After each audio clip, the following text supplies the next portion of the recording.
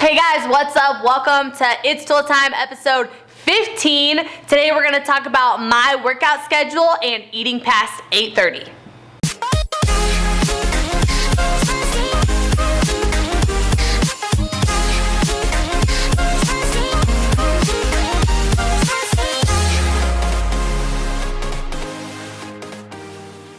So guys, thanks for being here. I would love for you to submit your question. At the end of this video, it's going to show you exactly how to do that. And I love reading all of your all's questions. We have so much fun sorting through them and picking which ones to put on the show. And I'm just so thankful that you guys are participating with me because it's making it a ton of fun. And I think all of us are getting to learn a lot. So the first question comes in from Jazz on Facebook. She says, I'm just a girl trying to incorporate weightlifting in my life, and I was wondering, what is your schedule throughout the week for weights?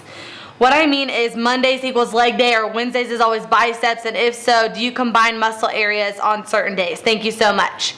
So Jazz, I think you got in over your head here because I'm getting ready to tell you probably more than you wanted to know, but for me, I like to do push-pull days. So, you know, every muscle group in your body is either a push group or a pull group. So what I mean by that is when you're training chest, right? Most of the time when you're lifting chest, it would be a push day, right? Back is always a pull day because to get to that muscle, you're always making a pulling motion, right? Legs are a push day. Biceps are a pull day. Triceps are a push day. So I like to go back and forth with those days throughout the week, right? I train legs twice a week.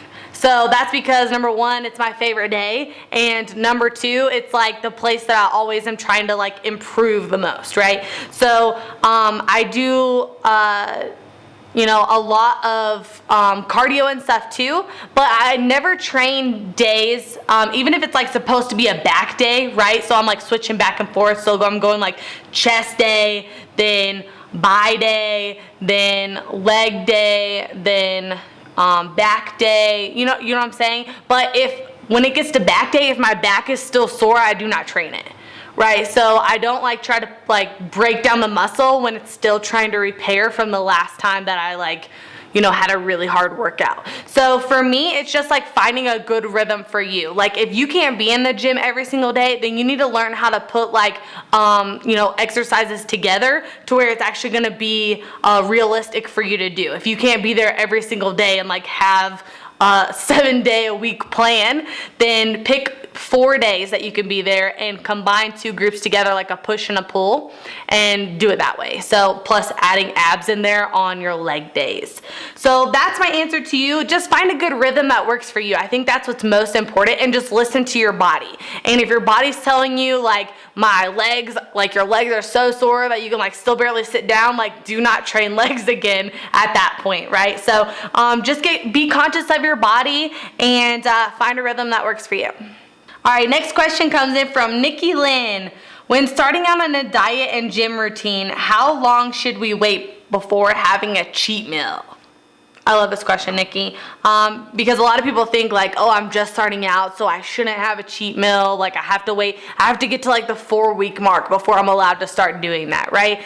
I think that it's in your first successful week, okay? And what I mean by successful week is that you're sticking to your plan the other 6 days, like religiously. Like you're not sneaking French fries, okay? You didn't like, you know, eat a cookie at work that was left in the break room. Like you stayed true to it all week long. And then on that 7th day, yes, I think it's completely okay for you to have a cheat meal in your first week. But you have to regulate what you're doing, right? Like you have to be honest with yourself, and you have to sit and think like on that 6th day, like, did I make those 6 days? Did I do it efficiently? Like, did I do what I was supposed to do? Did I stay on track? Did I stay on plan? And if any thought in your mind says no, you didn't, then that's not the time for you to have a cheat meal, okay?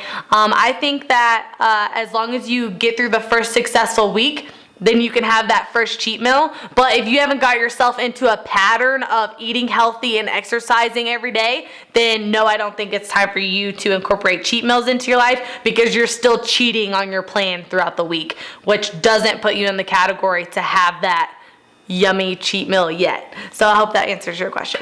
Next question comes in from Marianne. She says, hi, I've been following you for a while. I'm out of town for work until June. Therefore, I am living in a hotel with no kitchen, only a mini fridge. Any suggestions on what I can live off besides fast food and nasty frozen meals? This is great, Marianne, that you're like wanting to put forth the effort, because when you're traveling, it's so hard to eat healthy when it's just like, you know, fast food meals are quick and you can grab them, or like the stuff that is at hotels usually isn't super healthy. What I do and the stuff that I take with me when I'm traveling, especially for long periods of time, I make sure that I have a jar of almond butter, okay? I make sure that I have big rice cakes. So in the morning I'll have like a grapefruit. You want stuff that doesn't really have to like be in the fridge all the time, right? So for breakfast I'll have a grapefruit and I'll have 2 rice cakes with almond butter on top and maybe like some coconut on top of them and some banana slices or something, right?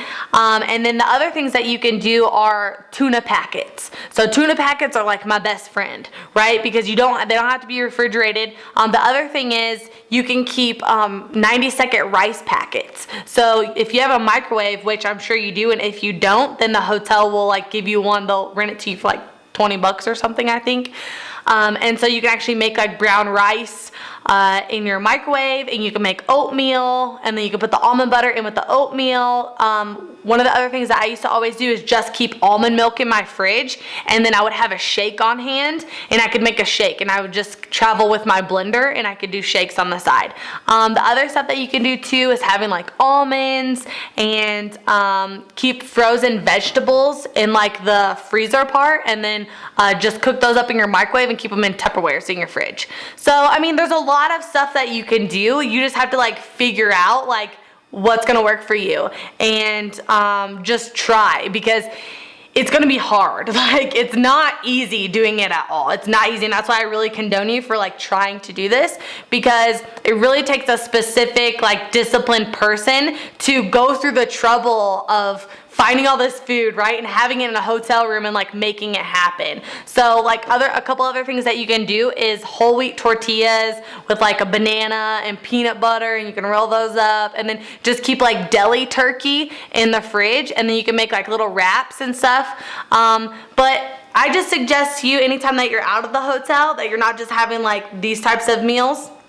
Anytime you're out of the hotel, just do like a, you know, some kind of salad with fish. You know, just keep it simple. So have fun, Marianne, while you're out of town traveling for work, and I really hope that you take some of those tips. Go grab you some almond butter and some rice cakes and whole wheat tortillas and bananas and grapefruits and tuna packets and rice and vegetables, and get your healthy on while you're traveling. All right, next question. I have a question for your show. Sometimes I hit the gym after work and don't get done until 8:30. I know it's not good to eat carbs that late, but should I have a normal dinner, protein and veggies, or will something like a Quest bar or protein shake suffice? So this is me like all the time, because I work out like twice a day sometimes, and a lot of people have heard this like myth of like, don't eat after 8 o'clock, right? Like, I hate this myth, like total lie. I'm still eating at like midnight sometimes. But the truth is, when you get home, make sure you still have a meal that's really dense in vegetables and protein, okay? So even at like 8 o'clock, 8:30, you can have this like protein vegetable meal, like eat a whole bag of like steamed fresh broccoli and like a tilapia fillet or cod fillet or salmon or whatever. Make yourself a big salad. Nothing that's too dense on your body. And the reason why I say that is because when you're sleeping, your body's gonna be trying to digest this food. And if it's like bigger, like carb loaded meals, then it's harder for your body to digest than it is to digest like vegetables, right? So it doesn't keep you up. It helps you sleep better. So have like a lighter meal like that. And then if you're still hungry at like 10, because your body just went through like all this working out, right, and all this like ramping it up, if you're still hungry at like 10, then you can have that Quest bar or that protein shake, you know, something that's gonna be light on your stomach as well. So don't be afraid to eat after 8 o'clock, okay? Just make it stuff that's not hard on your body to digest. Keep it in the vegetables and protein sections, and don't ever go to bed hungry.